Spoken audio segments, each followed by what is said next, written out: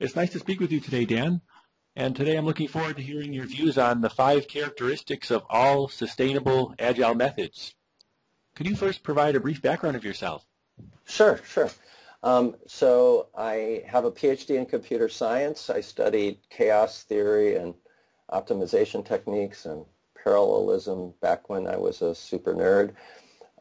And then more recently, I have been looking at the best ways to organize software development organizations. And as I did that, I realized that the overall organizational structure too had many opportunities available to it. So I started spreading out my focus to look at organizations as a whole and how they could more rapidly adapt to changing circumstances in the marketplace. So so just a little bit of background on that. I was the head of Agile coaching for Skype, and before that I was the head of Agile coaching for Citrix Online, and I've worked with a bunch of other companies as well. And my first question is, what are the 5 characteristics of all sustainable Agile methods? Sure. Well, actually, maybe one of the things we should say is, what's the purpose of agility? So Agile companies or creative organizations or people all rapidly sense changes in their environment, which is usually a marketplace. Sometimes it's your teams. They adapt to that rapidly, so they change configurations or they change the type of products they offer, and then they create rapidly as well. So when you can do all those things rapidly, you can usually beat the crap out of your competitors. And so that's one of the reasons why in one of the most fast-moving creative environments we have, which is software development, and particularly software development on the web, we see Agile practices adopted all over the place. So one of the challenges for me was that Agile is done in field-specific ways. So the software industry has practices like Scrum and XP, which are software-specific, but Toyota Motor Company also has an Agile practice called the Toyota Production System. And fighter pilots have a thing called OODA, O-O-D-A.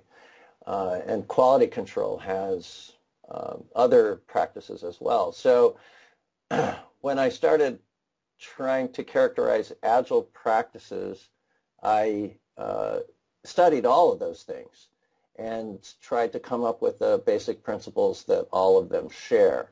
And so this discussion is really about what defines Agile regardless of what industry you're working in. And one of the things we wanted to eventually talk about was how this might relate to supply chain, since that's a specialty of yours.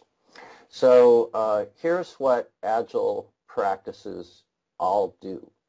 So the first thing that they do, the first thing that you need to have an Agile organization is that you need to have clear metrics that relate to your economic progress.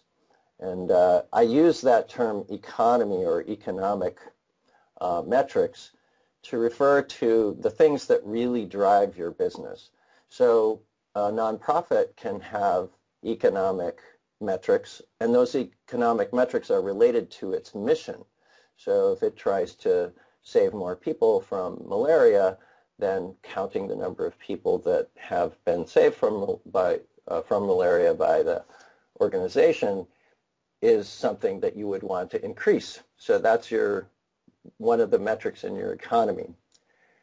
So if you have an economy and you have metrics, that's really great.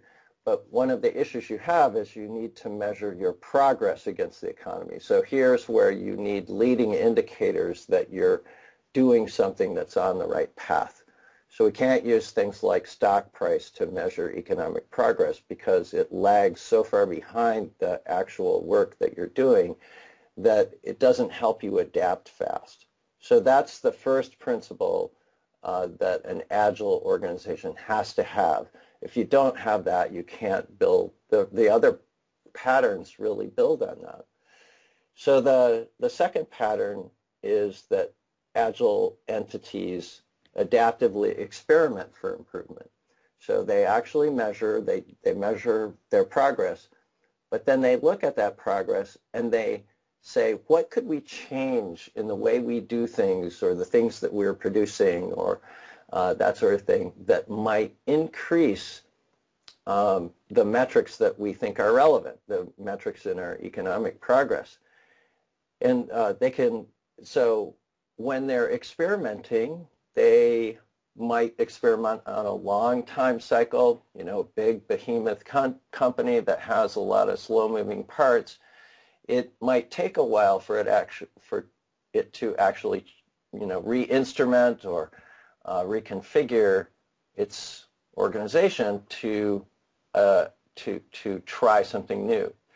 And and yet you can experiment, and good companies do experiment, but it might take them a while to get that experimentation done. So we don't have a situation quite yet, if we just do the first two things, to actually rapidly adapt to changing market conditions and create something new, because it could take a long time to complete your experiment.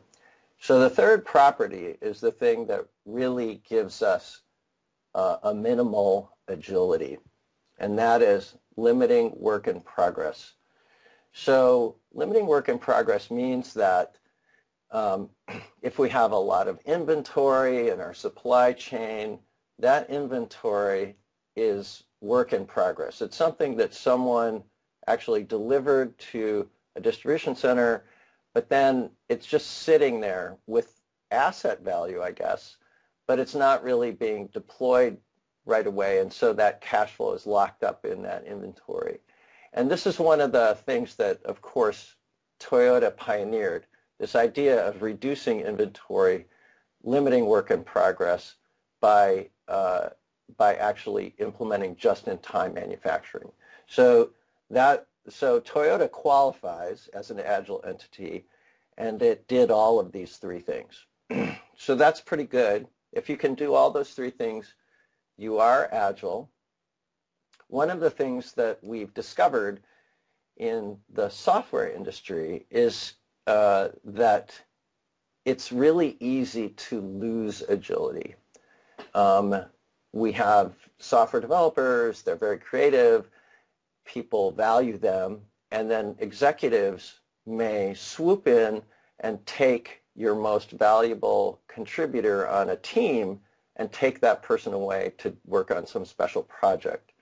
When that happens, it can actually disrupt a team so much that it is no longer able to sense what's happening, might not be able to create something new, because that disruption, which seemed almost innocent, you know, we needed this person to handle this, you know, important fire that we're fighting. It disrupts them so much that all the other team members really can't do anything to create something new. So we see that sustainable Agile in organizations adds a fourth property, this idea of embracing collective responsibility.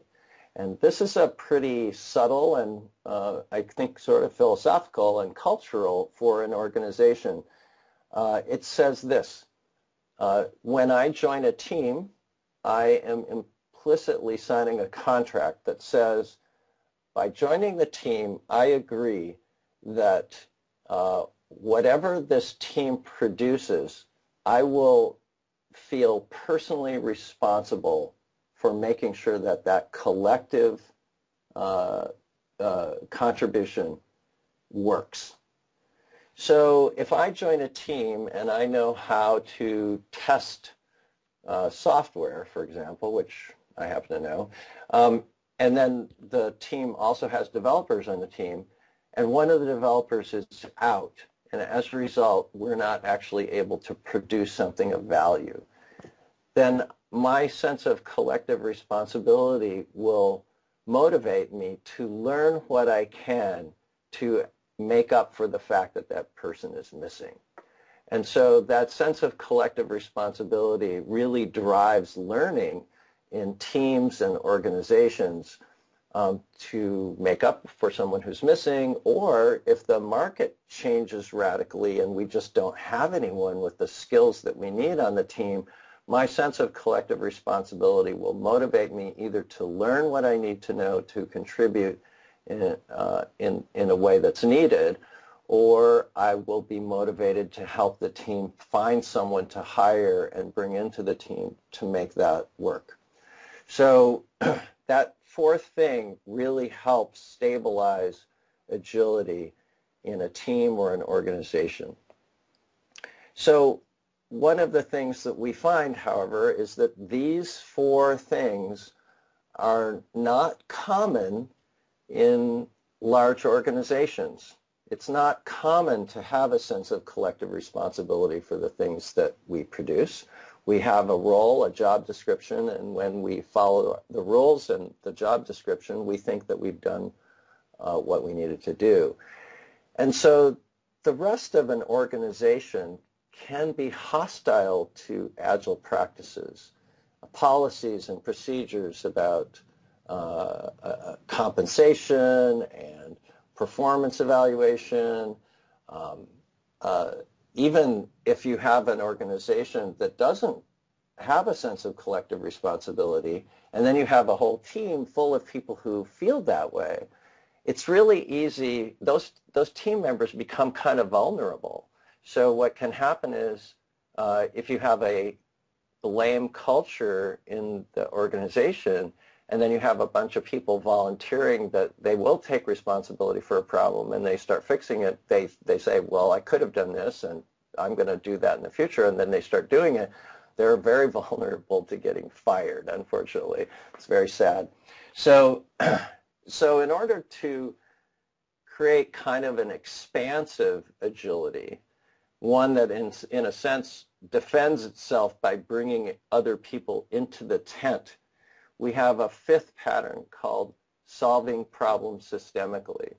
And there's a whole collection of these things. Many people who are listening to this may be familiar with theory of constraints, which is a technique that people use in supply chains to identify the most constrained resource and focus the attention of the of available resources on fixing that constraint. That is a systemic problem-solving tool. There's another tool from Toyota called 5 Whys, where we try to identify the cause of a problem, and instead of just accepting the first superficial answer to the question, why did this problem happen, we actually dig very deeply into the causes of that, and we do that through a technique called 5 Whys. So you can take any Agile practice, from Toyota Production System to lean manufacturing, even to a personal time management technique called getting things done. And you can fit its practices into these particular patterns. And the nice thing about these patterns is I can go to any company now and I can assess their agility. I can assess it at any level of the company because I can start asking questions. Well, do you measure economic progress, and what are the metrics that you use, and how do those line up with the overall organization's economy? I can ask, do you experiment, and the rest of these things. I just ask if you're doing them and ask for the nuances of how you do them. And through these questions, you can discover what opportunities the organization has to improve.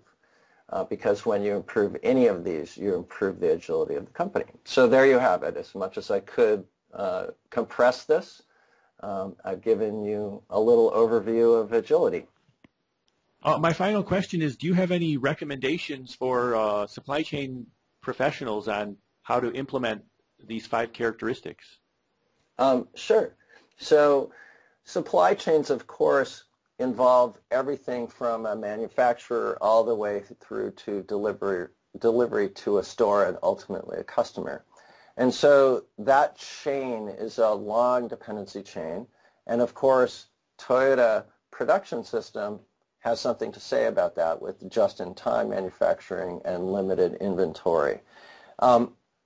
So when we look at organizations like that, when we look at systems like that, we're looking for how long do things take to get from the manufacturer to the customer, even from the point of the raw materials to the customer.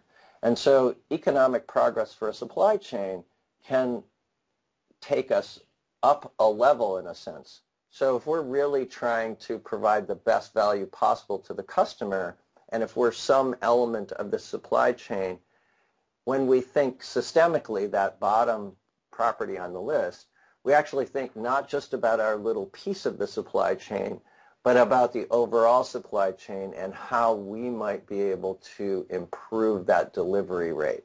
So what we see sometimes, Amazon does this and Overstock.com does this, they have these internal systems that allow, that they built for themselves to deliver. So Amazon wanted to deliver books to customers, so it has all these distribution centers with warehouses and that sort of thing.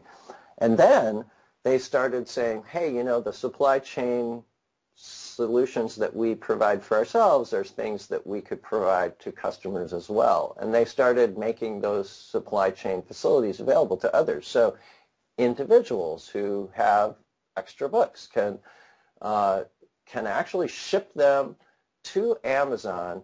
Amazon will do all the warehousing for them. And then as people want to buy those books, Amazon's able to fulfill them from the distribution center, but they're actually used books that were contributed by someone working with Amazon, just an individual with a bunch of books. And so those kinds of innovations are really great, actually, and they create a better flow for all sorts of valuable commodities in this case. So supply chain looks at problems systemically. That's really awesome. Collective responsibility is also important, and you see this in ecosystems like Amazon's and Overstock's and others, where the Overstock, for example, looks at people who manufacture things, small mom-and-pop manufacturers, and it says, we want to provide a capability to these people to more rapidly ship things to customers so that customers feel more satisfied. We're going to create this system, I think they call it SOFs, where they integrate inventory control information with both the manufacturer and the warehouse all the way to the customer, and they can predict for the customer how long it will take to deliver that thing through the entire system. That's very handy, and that was a really nice example of collective responsibility, where Overstock said, you know, one of the problems for these manufacturers is getting stuff to customers rapidly and also telling them when these things might be delivered. And they took that responsibility on themselves to help with that. So, fast, just-in-time supply chains, of course, limit work in progress. Experimentation for improvement, that does happen, and it could happen more if you instrument your supply chain so you know where things are all the time and you aggregate all that data together into business intelligence reports. And then, of course, all supply chains measure economic progress in relationship to the time things spend in the system. So I actually think supply chains are a really good example of areas of systems that could benefit from agility. We've certainly seen that some supply chains are not agile, actually. You know, they have big warehouses. They don't really have good order systems that make it easy for shipping to happen fast and that sort of thing. And so I think that most supply chains that don't fix their supply chain to be more agile are going to be roadkill in the future, right? Ultimately, you have these big companies that are taking this very, very seriously, and either a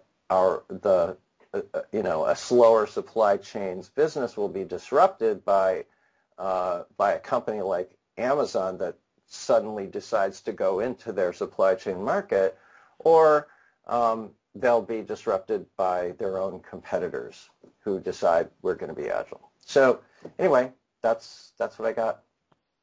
Great. Thanks again. Thanks again for sharing today. Sure. Hope it was entertaining.